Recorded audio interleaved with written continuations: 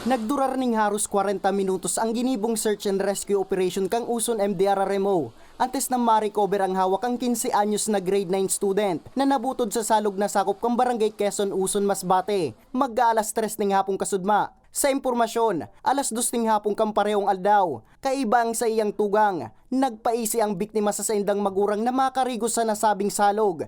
Mantang nasa pagkarigos, bigla subot na kuminusog ang bulos ng tubig sa salog hasta dain na buminutwa pa ang biktima. Nagpaalam daw yung dalawa, sir. Ang maliligo kasi halos malapit lang naman yung bahay nila sa ilo. Totoo naman siguro, sir, kaya lang sa sobrang siguro malakas yung agos. So, yun nga, siguro nahiwalay siya sa kapatid na, yun, nalunod nga, sir.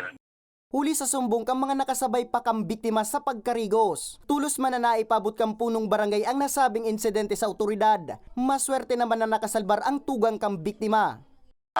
Sabi ko din sa barangay official doon na sana tingnan nila yung posibleng kung ano ang magandang gawin natin para maiwasan, lalo sa barangay na kung pwede maiwasan na maglaro yung mga bata doon, maligo kasi may mga posible na mga ganyang current na bigla na lang nadating.